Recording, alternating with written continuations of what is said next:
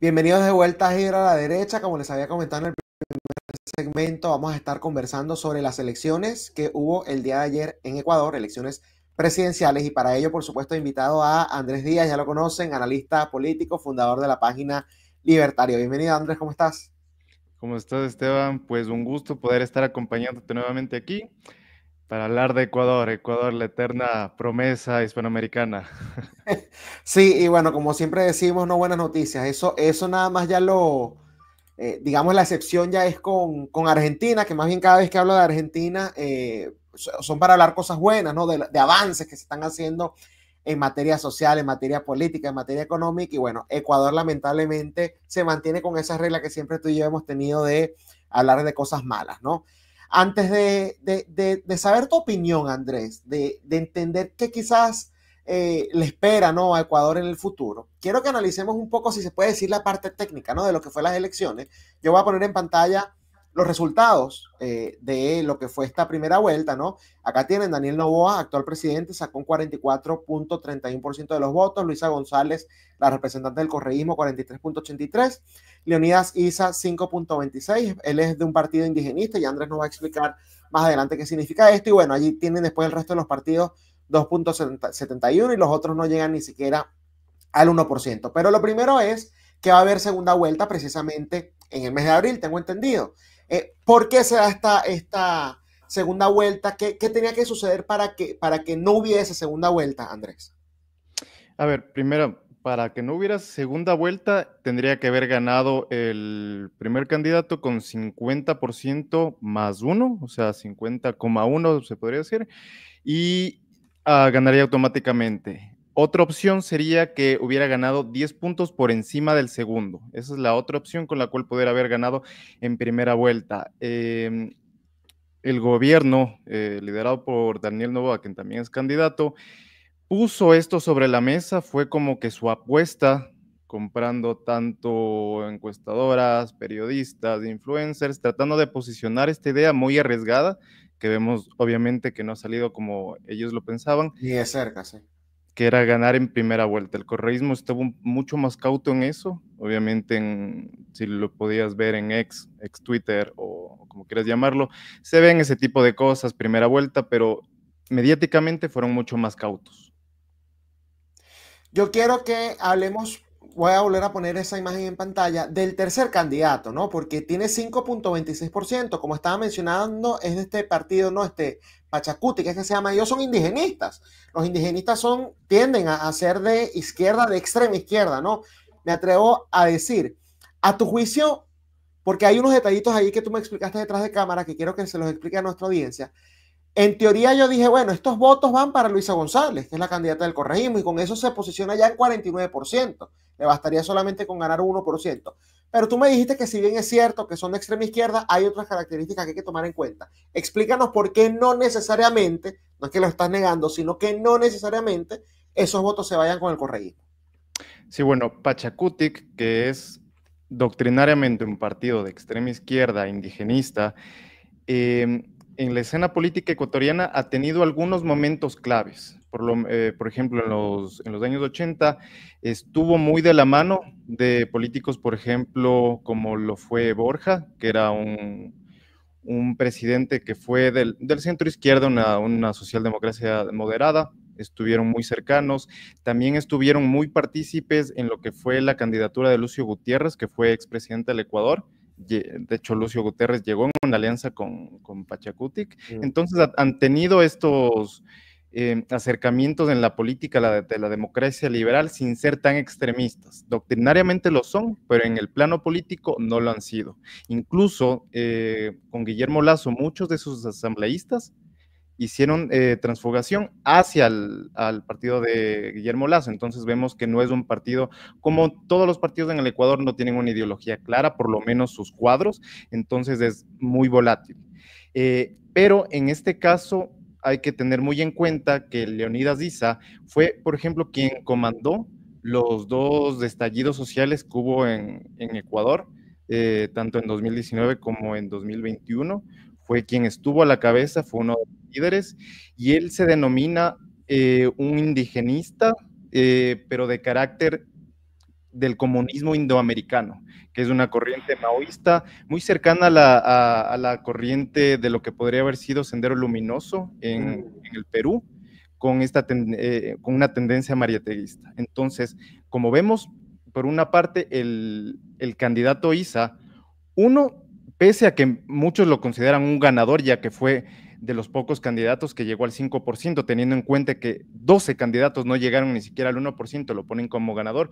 Yo no lo vería de esa manera porque él se denominaba, precisamente por los estallidos sociales, como una de las figuras que representaba a los jóvenes, que representaba a las grandes mayorías, y sacar un 5% denominándote como alguien fuera de la política, como el representante, el verdadero representante del sentimiento popular, para mí me parece una derrota completa. En tanto, en términos políticos, puede jugar a favor del correísmo, ya que el correísmo, obviamente, por afinidad ideológica, va a tener que ir a buscar estos votos, ir a seducir estos votos, pese a que Isa y Correa no es que se llevan muy bien. De hecho, ahí vi ya en redes sociales a los correístas poniendo Luisa, pero con Z, ¿no? Que es como se escribe el Isa. Entonces, ya están hablando de una alianza. Me recuerda, guardando las diferencias ideológicas, a cuando Milei puso la foto del león abrazando al pato, que Pato Bullrich, ¿no? Como le dicen a Patricia Bullrich. Entonces, eso sería interesante, pero si es así, ya ella estaría, como dije, a un solo punto de llegar al 50%. O sea, me parece a mí que la tiene más cuesta arriba, irónicamente, el que está hoy en ejercicio, pero bueno, ya más adelante discutimos eso. Yo te pedí a ti, Andrés, que me pasaras por favor la boleta tuya, ¿no? De cómo votaste en estas elecciones, porque me llamó la atención. Yo la vi en tus historias de Instagram y dije, oye, creo que esto es algo bueno, ¿no? Para discutir el día de mañana. Fíjense, acá está la boleta y tú no seleccionaste a ningún candidato, tú pusiste Bitcoin, una especie de grito libertario, se podría decir, ¿no? ¿Por qué, Andrés? ¿Por qué tú no te fuiste en esta oportunidad quizás por el mal menor, sino que dijiste, no, prefiero abstenerme y bueno, no darle mi apoyo a ninguno? Bueno, por una parte, como tú bien dices, por mi tendencia libertaria, puse Bitcoin. Por mi tendencia liberal, hubiera puesto el dólar, que es la institución más fuerte que ha tenido el Ecuador. Son 25 años donde esa institución no se ha topado y ha sido la más estable en la historia de la República del Ecuador, valga decirlo. ¿Por qué no me sumé? Porque me sumé a la parte que quedó tercero. No quedó Leonidas Issa, sino el voto nulo, que quedó con más o menos un 6-7%. Y es porque ninguno de los que está en la papeleta representa un programa en el cual yo me sienta inclinado hacia votar. Si bien habían algunos candidatos de tendencia más de centro derecha, más liberal, ninguno tenía las expectativas de poder llegar a alto dentro de esta contienda, y Daniel Noboa, pese a que muchos lo consideran de centro derecha, incluso de derecha, es un candidato de centro. No es un candidato tampoco de centro izquierda o de izquierda, pese a que él se denomina así, pero es un candidato que puede ir oscilando a donde el viento esté soplando. Entonces, por esa parte, éticamente no me sentía cómodo votando por Daniel Noboa. Y de hecho, tú fuiste de las primeras personas. Yo recuerdo cuando te entrevisté, que recién Noboa era candidato presidencial, ¿no? A las elecciones estas especiales que hubo, cuando Lazo dijo, ¿saben qué? Me voy del poder.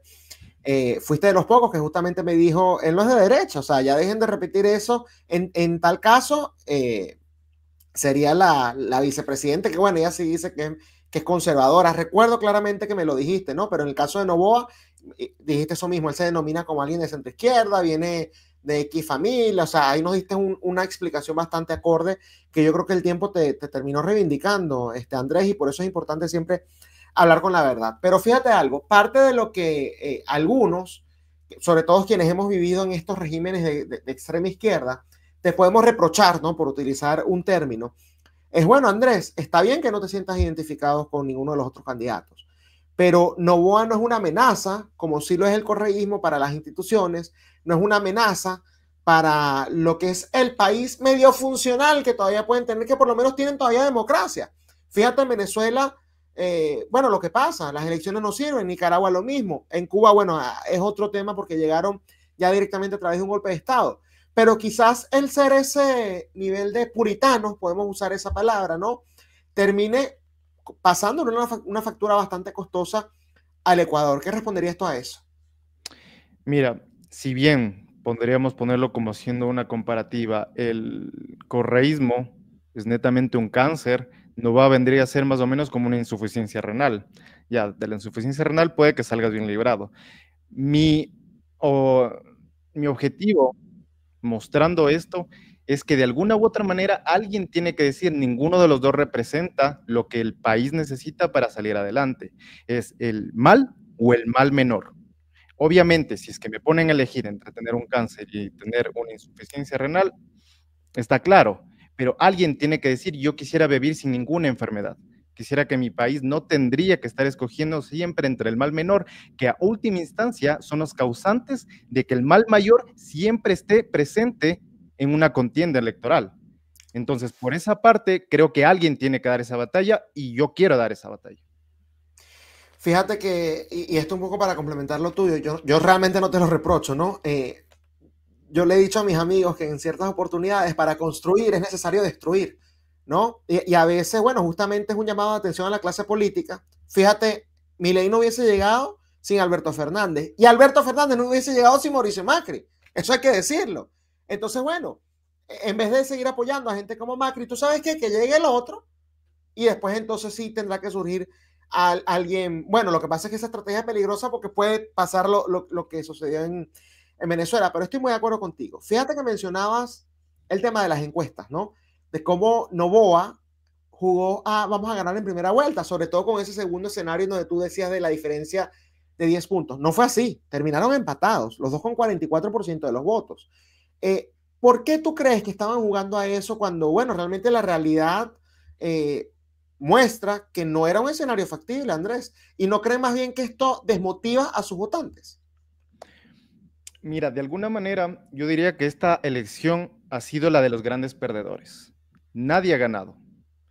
Noboa, por una parte, tiene que enfrentarse a un movimiento que está liderado por un prófugo de la justicia que tiene que poner voceros. O sea, Luisa González no habla desde Luisa González, habla desde lo que se le dicte desde México y Bélgica, donde está verdaderamente el centro de mando del correísmo, que es Correa y sus más cercanos. Por eso es que Correa nunca pone a alguien que le pueda hacer sombra de verdad en una elección, porque sabe que le puede dar el factor Lenin Moreno.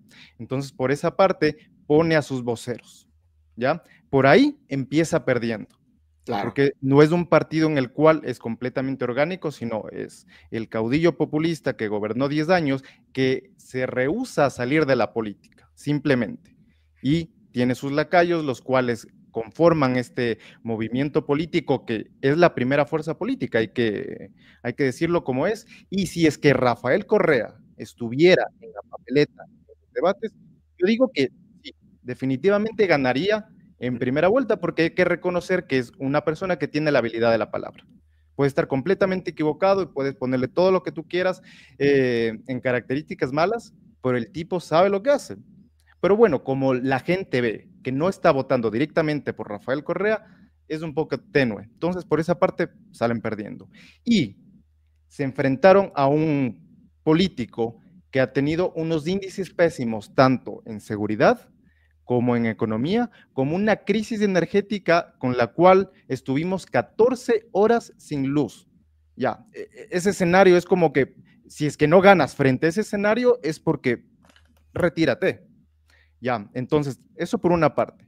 Por otra parte, tienes el candidato Daniel Noboa, que se presenta con toda la maquinaria estatal y con una campaña millonaria, no solo porque cuenta con una gran billetera, sino porque también tiene fondos públicos que obviamente se utilizan en las campañas. Sí. Eso no hay que negarlo. Es tapar el sol con un dedo. Por esa parte también fue un perdedor porque, pese a que ganó con ciertas décimas, no asistió a la misma rueda de prensa que él había convocado, dejando plantados a sus votantes, a sus más aficionados, a la prensa y a todo el mundo que esperaba tener una respuesta del presidente de la República diciendo aunque sea lo vamos a intentar.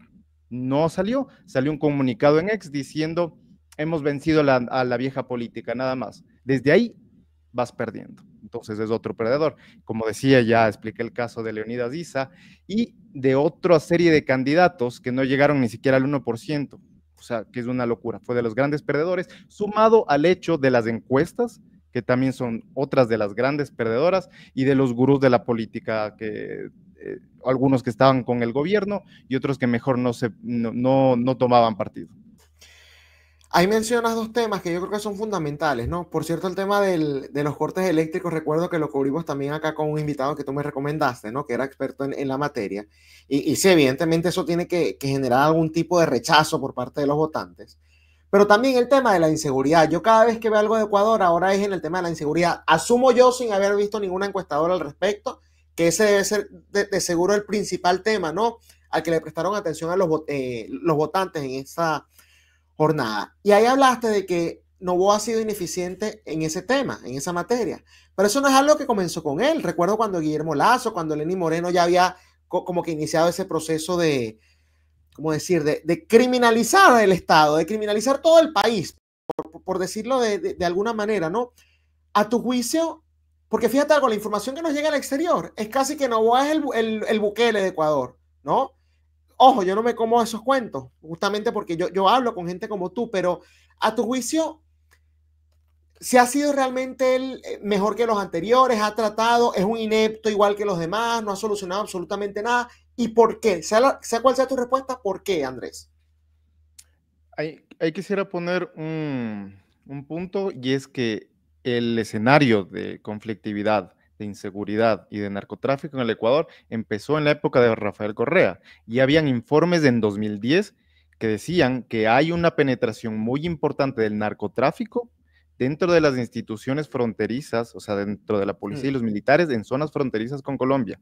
Ya se había advertido eso cuando hubo el caso Angostura. Nadie hizo caso. Rafael Correa puso a organizaciones criminales como son los Latin Kings con personalidad jurídica en el Ecuador y les dio la mano.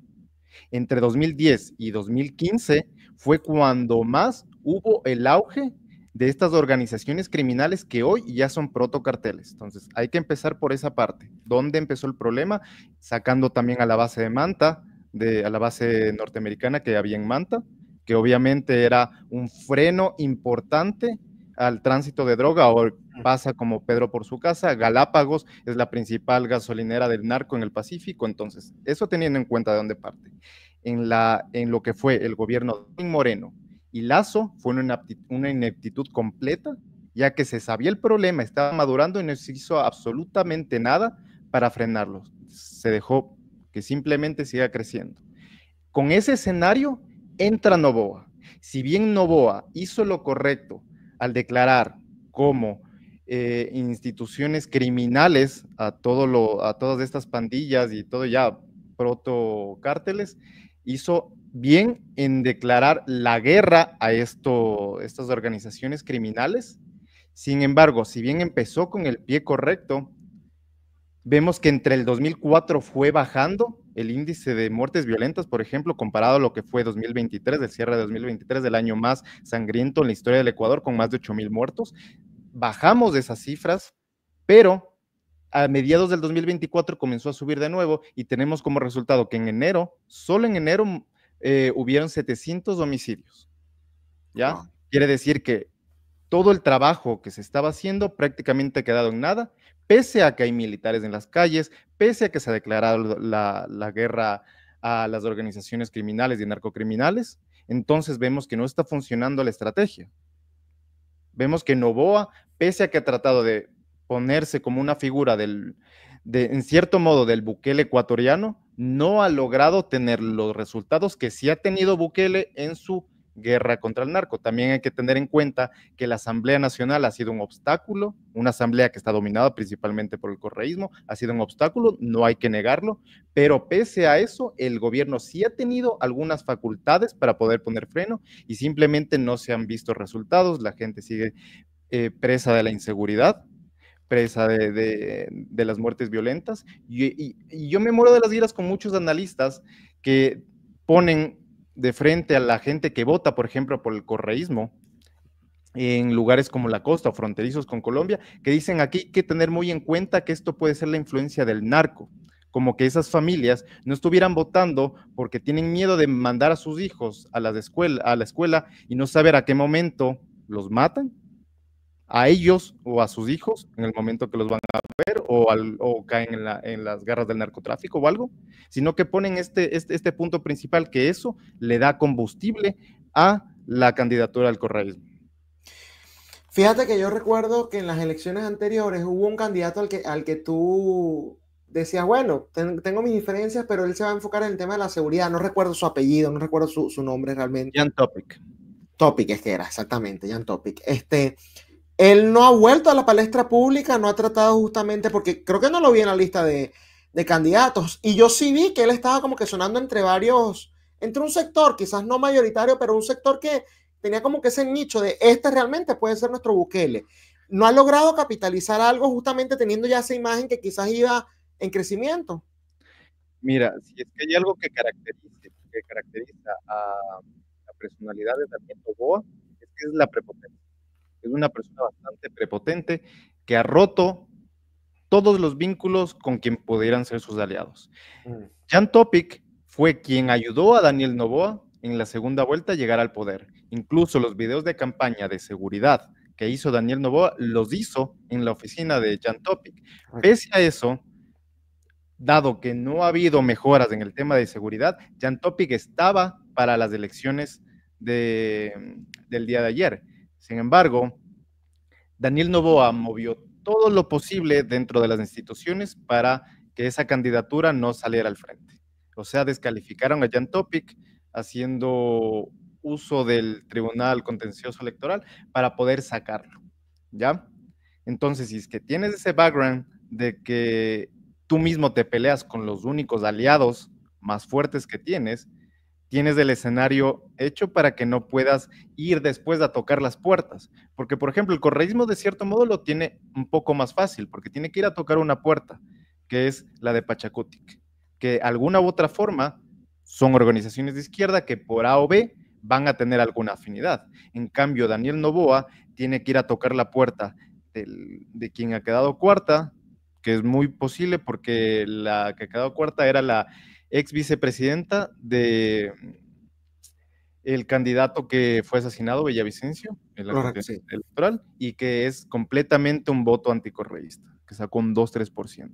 Y de ahí tiene que ir a tocar pequeñas puertas de los candidatos que no llegaron al 1%. Y tiene que ir a tocar las puertas de quienes votamos nulo.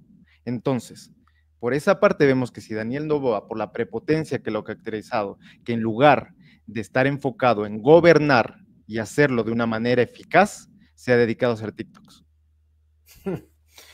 Típico. Me quiero poner un poquito progre, ¿no?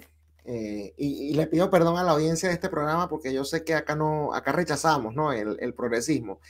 Pero yo creo que Ecuador nunca ha tenido una presidenta mujer, ¿no? Y tú mencionabas algo, que es que, bueno, si Rafael Correa estuviese en la boleta, muy probablemente hasta gana en primera vuelta porque la gente quizás le gusta el caudillo a pesar de que no vote necesariamente por otras personas que sean sus voceros, como tú los has llamado.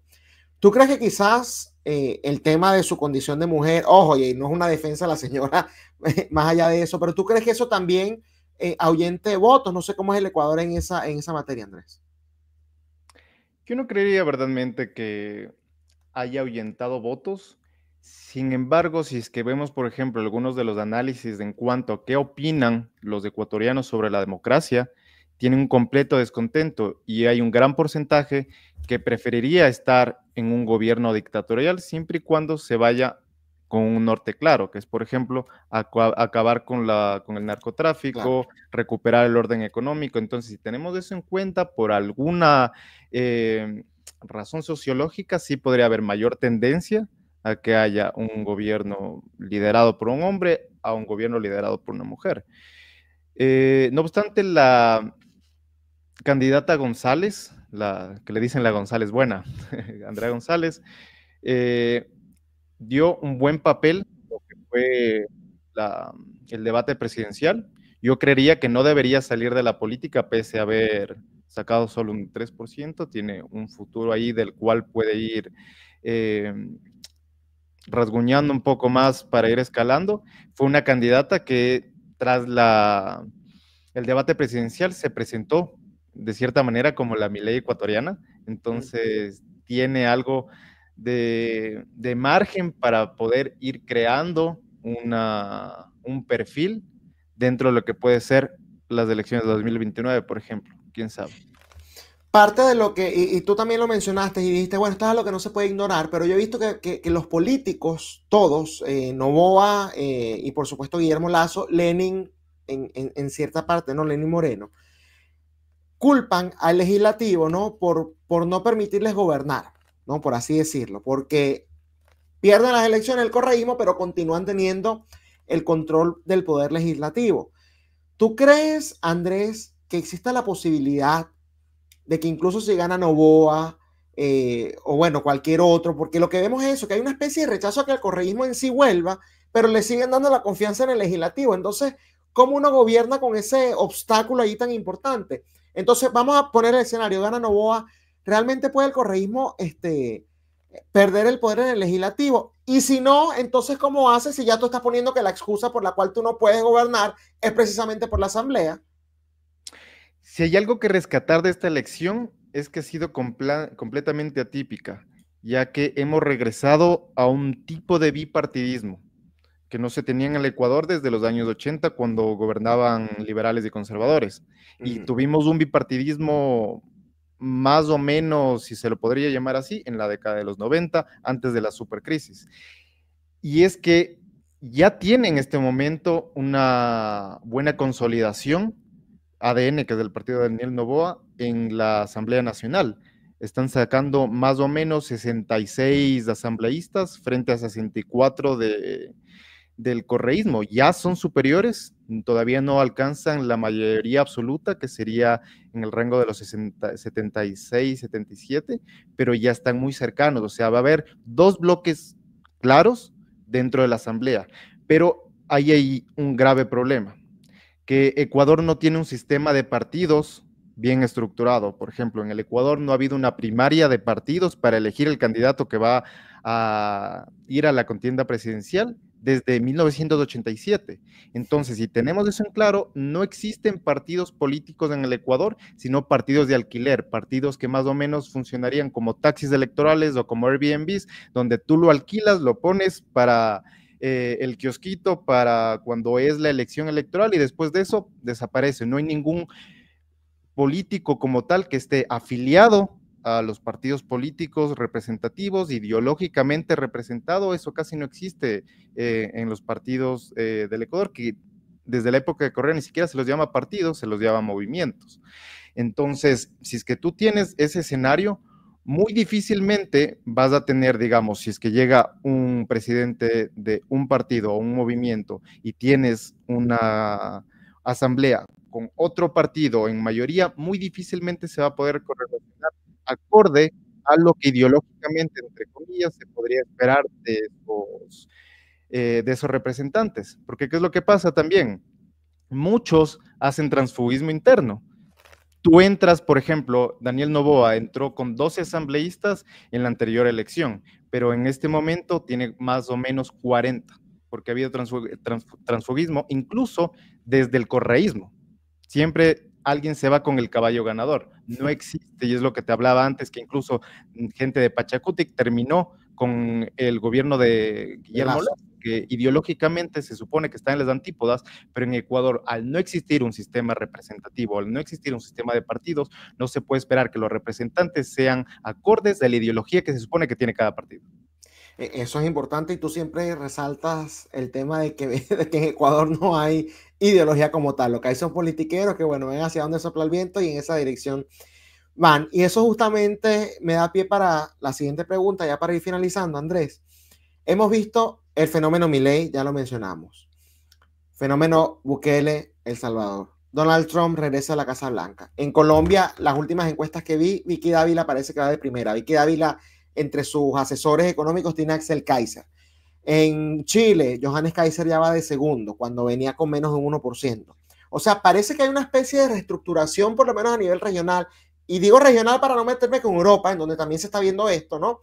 Pero por lo menos a nivel regional, de esa derecha dura, esa derecha firme, que habla sin tibiezas, que es ideológicamente de derecha, que abiertamente te dice, nada con la izquierda, soy de derecha, ¿no? Y en Ecuador eso parece que, bueno, no importa, no le prestemos atención. Llegará, no sé, 10 años después, ya cuando esté todo formalizado. Justamente mi pregunta va hacia esa dirección, Andrés. ¿Tú ves posibilidad de que con todo eso que está pasando, incluso en países que tienen al lado, ¿no? Que Ecuador quizás, bueno, le salpique algo. Tú ves a alguien, ahí mencionabas a Andrea la Buena, a González la Buena, ¿no? Existe la posibilidad de que quizás con todo el desastre que ha habido entre el correísmo y los demócratas, supuestamente alternativas, la gente diga, ya me harté de eso, me voy ahora con el outsider. Es que allí es complejo porque el outsider ahora se ha demostrado sigue siendo Noboa. Y pese a que hubieron candidatos que sin miedo, por ejemplo, el caso de Luis Felipe Tellería, que lo entrevisté en mi canal, dice ser abiertamente liberal, de derecha, y movió de cierta manera el debate a que otros candidatos también dijeran abiertamente que están a favor de las privatizaciones, que están a favor de menos Estado y más libertad y ese tipo de cosas. Vemos que ya existe esta corriente de alguna u otra manera en el gobierno de Noboa y por eso se lo considera de derecha. Está por el simple hecho de estar a la derecha de la izquierda ecuatoriana, que es el eje está tan movido a la izquierda que cualquiera que esté un poco movido al centro ya se lo llama de derecha, porque obviamente está a la derecha de lo que es el correísmo. Claro. Y ahí es donde entra Noboa, en el cual yo te dije que él se considera de centro izquierda, pero yo podría decir que eso es de cara a la galería, porque Ecuador es un país con afinidad hacia la izquierda, pero al estar al centro te puedes mover en ambos márgenes. Por eso es que Noboa, por ejemplo, si tú te pones a ver los ministros, te pones a ver todo el gabinete que tiene estructurado dentro del gobierno, es gente que viene de muchos partidos políticos. No es que han venido solo de la derecha o solo de la izquierda, han venido de varios partidos políticos, ¿ya? Y en este momento, por ejemplo, Noboa no trata de ser el Bukele ecuatoriano, no trata de ser el Milei ecuatoriano, trata de ser Noboa y presentarse como una personalidad hispanoamericana de la nueva política, ¿ya? Por eso su lucha es contra la vieja política. Y de cierta manera ya hay una alineación clave con el gobierno de Donald Trump. Por eso, por ejemplo, fue uno de los pocos invitados, presidentes invitados, y que estuvo en primera fila junto a Milei en la investidura de lo que fue Donald Trump. Y también hubo ciertos detalles que se dicen acercarse a lo que puede ser la presidencia de Donald Trump, por ejemplo, poniendo un 27% de arancel a México, que no pintaba absolutamente nada, pero ya te manda un mensaje, por lo menos simbólicamente ya te manda un mensaje, con quién quiero estar representado. Aquí quisiera terminar con el hecho de que este sería uno de los puntos más peligrosos por los cuales podría regresar el correísmo al poder, porque claramente ellos ni siquiera tienen la valentía de decir, sí, en Venezuela hay una dictadura. Al contrario, Rafael Correa, que es quien creo yo que le quita votos a la candidatura de Luisa González, dice que el presidente electo, legítimo y legal de Venezuela sigue siendo Nicolás Maduro. Luisa González no se atreve a decir que Venezuela es una dictadura. Lo que Daniel Noboa ha traído, por ejemplo, como invitado especial a Edmundo González y invitó incluso a muchos representantes del correísmo a una cena con él y obviamente rechazaron porque va contra su doctrina ideológica. Entonces Daniel Noboa ya está alineado con lo que es la política internacional, que en el caso del correísmo sería un caos completo para el Ecuador, ya que no solo es un eje principal del narcotráfico en las rutas tanto para Europa como para Estados Unidos, sino también de migrantes, algo que Donald Trump no lo va a aceptar y va a poner su foco, así como lo ha hecho con Colombia, así como lo ha hecho con México, así como lo ha hecho con Canadá, también va a suceder en el Ecuador. Oye, quiero que justamente apuntemos y ya te voy a dejar ir, ¿no? Pero es que eso que mencionaste creo que es interesante, eso de los aranceles, que es lo que tú dices, es un mensaje, porque realmente más allá del mensaje fue una completa ridiculez, o sea, Ecuador no le puede hacer la guerra económica, por así decirlo, a México. De hecho, Sheinbaum se echó a reír porque muy distinto es que Donald Trump lo amenace con eso a que venga Noboa. Ella dijo como que, ajá, ¿qué comerciamos nosotros con Ecuador, no? Pero más allá de eso, ¿qué es lo que yo he visto de la actual administración de Trump? Y por eso quiero que también conversemos antes de dejarte ir. Que el enfoque en Latinoamérica ha sido no tanto, bueno, nos vamos a enfocar en Latinoamérica de que todos tienen que ser aliados y nos las tenemos que llevar bien con todos. No, el enfoque ha sido vamos a tratar de sacar la influencia china de Latinoamérica. En Ecuador, ¿qué tanta influencia tiene China, tiene Rusia, tiene Irán, o los enemigos de Occidente, ¿no? Por así decirlo, Andrés. Creo que es interesante eso. Mira, Estados Unidos sigue siendo el principal socio comercial del Ecuador si excluimos el comercio petrolero. Si incluimos el comercio petrolero, el principal socio económico es China. En el 2023 ya se firmó un tratado de libre comercio con China. El acercamiento con China empezó en la época de Rafael Correa, cuando a Rafael Correa se le ocurrió la genial idea de desconocer las deudas ecuatorianas y obviamente en ese escenario el único prestamista con capitales corrosivos era la China.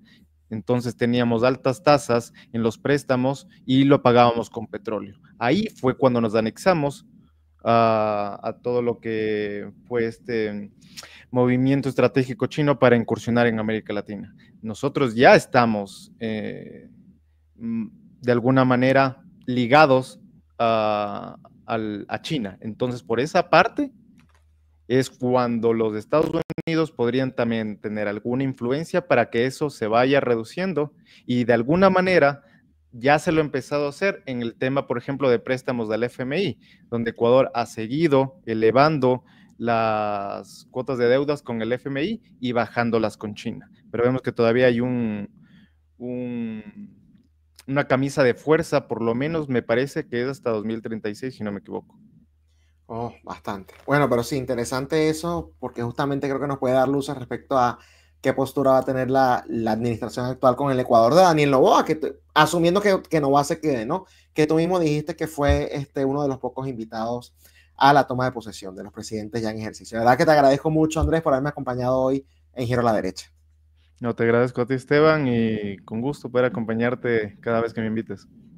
Seguro que sí. Bueno, era Andrés Díaz, analista político, fundador de la página Libertario, comentándonos sobre las elecciones presidenciales en Ecuador y las implicaciones que van a tener justamente para ese país, sea quien sea que resulte electo. Lamentablemente, el horizonte no se ve muy optimista para esa nación. Ojalá logren salir en algún momento de este círculo vicioso. Esto ha sido todo por hoy en Giro a la Derecha con Esteban Hernández, pero nos vemos nuevamente el día de mañana por esta misma plataforma que es Contrapoder 3.0, el canal de la derecha en YouTube. Hasta mañana.